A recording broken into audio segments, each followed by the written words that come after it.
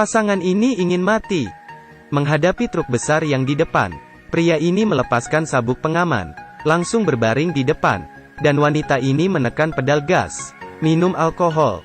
Kelihatannya truk itu sudah hampir menabrak, tetapi mereka sama sekali tidak takut, karena mereka tahu bahwa mereka tidak dapat mati. Ketemu besok. Ini bukan pertama kali mereka mencari mati. Tiap kali meninggal, mereka akan hidup lagi di tempat semula, kembali lagi ke pagi hari pertama. Dan pelaku semua ini adalah pria ini. Sudah tidak tahu hari keberapa John terjebak dalam lingkaran waktu ini. Tiap kali bangun, dia harus melewati hari yang sama. Bangun di kasur pagi hari, siang hari berbaring di kolam, malam mengikuti pernikahan sahabatnya.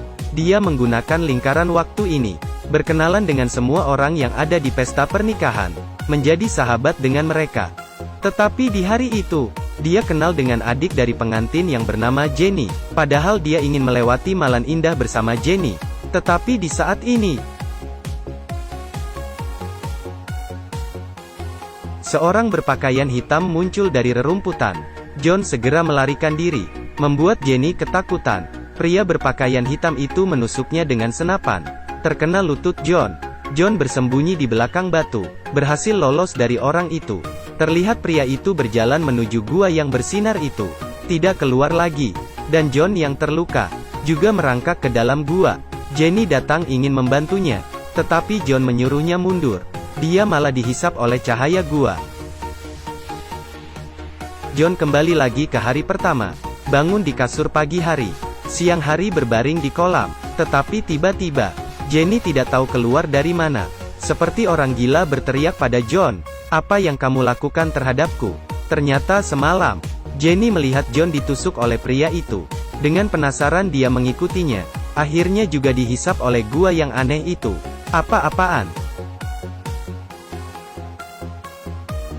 Saat Jenny bangun di atas kasur, dia melihat ponsel. Ternyata hari pernikahan kakaknya. Dia melihat keluarganya sedang dekorasi pernikahan itu. Semuanya sangat aneh.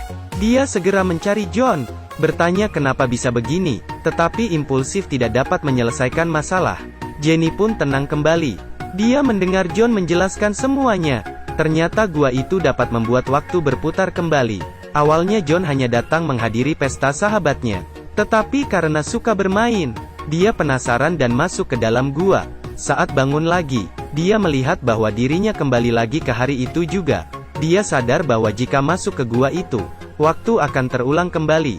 Jika mati juga akan terulang. Bahkan jika tidur, juga akan terulang.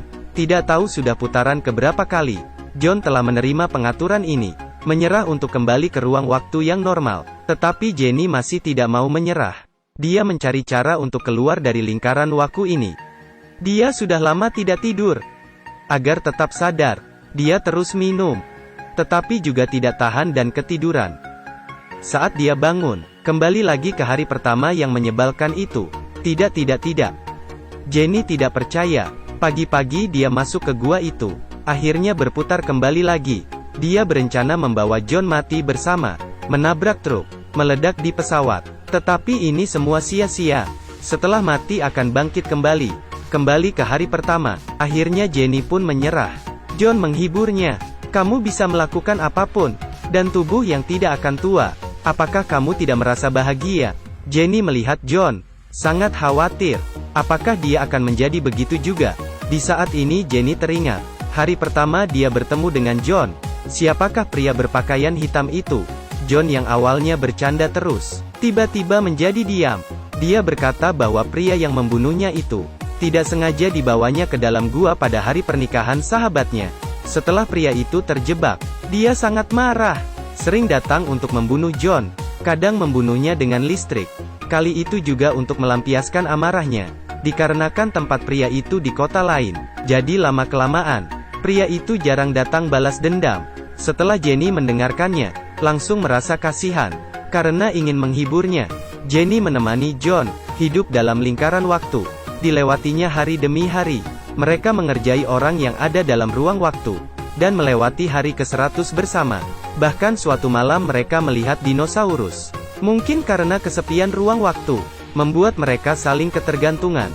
Dan di hari itu, Pria itu datang lagi. Dia ingin membunuh John, tetapi Jenny menabrak dari belakang. Jenny mengira John akan berterima kasih. Tak menyangka malah marah. Berkata bahwa sudah keterlaluan. Meskipun mereka terjebak dalam lingkaran waktu, tetapi juga tidak boleh membunuh. Jenny menjawab, bukannya saya menolongmu. Jika bukan karena kamu, saya juga tidak akan begini. Mereka bertengkar. John menyalahkan Jenny kurang dewasa. Malah dikatakan sebuah kebenaran. Saya sudah berbohong. Apa yang kamu katakan?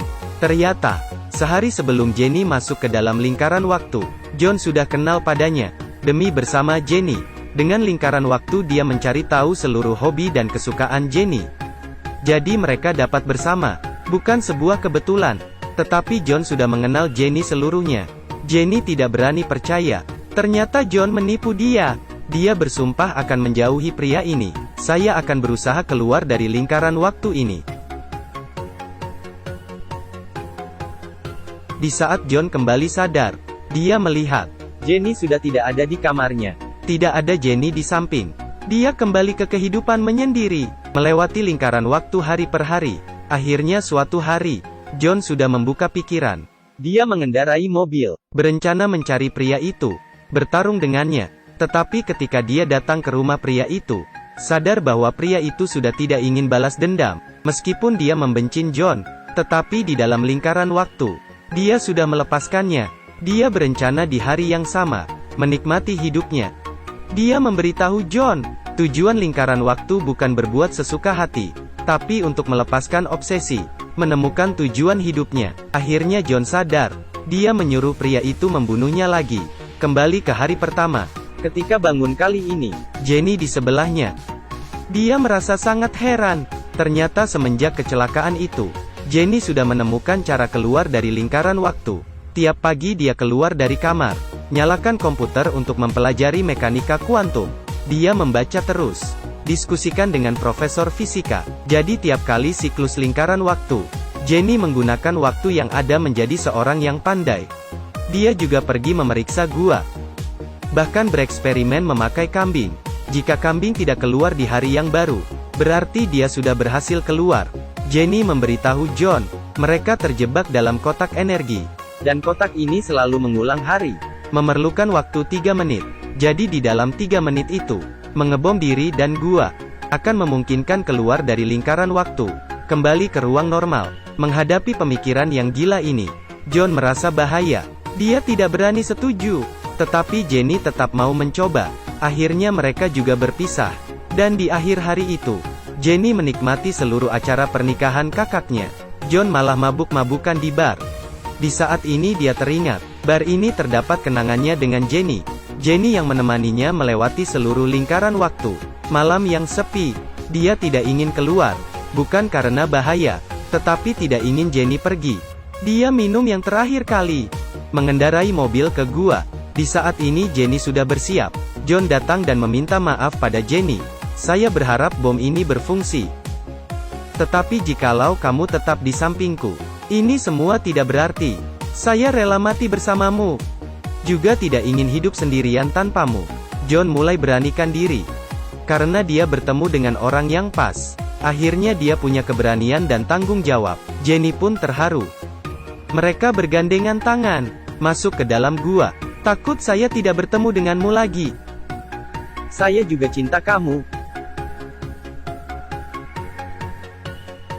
Akhir dari film. Apakah mereka ada lolos dari lingkaran waktu? Akhirnya sangat terbuka. Sebenarnya kembali ke dunia normal atau tidak, sudah tidak penting bagi mereka. Karena seperti yang dikatakan pria itu, lingkaran waktu bukan alasan untuk bertindak sesuai kemauan. Yang penting berani menghadapi masa depan, agar dapat bertemu dengan hari esok.